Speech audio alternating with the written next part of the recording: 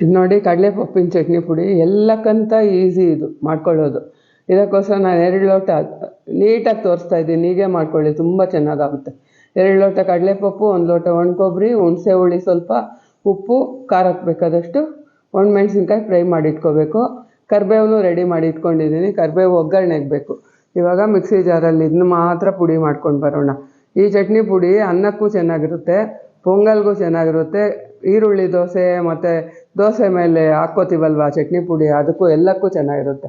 ಇದು ನೋಡಿ ಅದು ಮಿಕ್ಸಿ ಆದಮೇಲೆ ಕಡಲೆಪಪ್ಪನ್ನು ಹಾಕಿ 1-2 ರೌಂಡ್ ಹಾಕ್ಕೊಂಬರ್ಬೇಕು, ಬೇಗ ಪುಡಿ ಆಗಿಬಿಡುತ್ತೆ. ಲಾಸ್ಟ್ಗೆ ಈ ಕೊಬ್ಬರಿ ತುರಿದಿದ್ದೀವಲ್ವ, ಇದನ್ನ ಹಾಕಿ 1 ರೌಂಡ್ ಹಾಕ್ಕೊಂಡ್ರೆ ಆಯಿತು. ಇಷ್ಟನ್ನೇ ಬಡಿಸ್ಕೋಬೋದು, ಚೆನ್ನಾಗಿರುತ್ತೆ.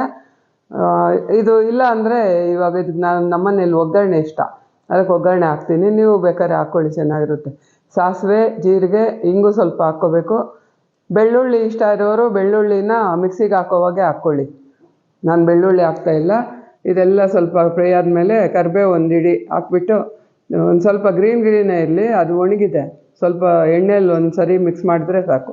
ಇದಕ್ಕೆ ಹಾಕ್ಬಿಟ್ಟು ಕರಿಬೇವೆಲ್ಲ ಪುಡಿ ಮಾಡಿಬಿಡಿ ಕೈಯಲ್ಲಿ, ಎಲ್ಲ ಮಿಕ್ಸ್ ಆಗಿಬಿಡುತ್ತೆ. ಹಂಗಂಗೆ ಇದ್ದರೆ ಎತ್ತು ಪಕ್ಕಕ್ಕೆ ಇಟ್ಬಿಡ್ತಾರೆ, ಅದನ್ನು ನೋಡೋಕ್ಕೂ ಚೆನ್ನಾಗಿರಲ್ಲ. ಪುಡಿ ಆಗೋಗಲಿ. ನಾನು ಸ್ಟೀಮ್ ಮಾಡಿದ್ದೆ ಅಲ್ವ ಸಬ್ಬಕ್ಕಿ, ನಿಮ್ಗೆ ತೋರಿಸೋಕ್ಕೆ ಅದಕ್ಕೇ ಹಾಕ್ಕೊಂಡು ತೋರಿಸ್ತಾ ಇದ್ದೀನಿ. ಇದಕ್ಕೂ ತುಂಬ ಚೆನ್ನಾಗಿರುತ್ತೆ, ಮಾಡ್ಕೊಂಡು ನೋಡಿ.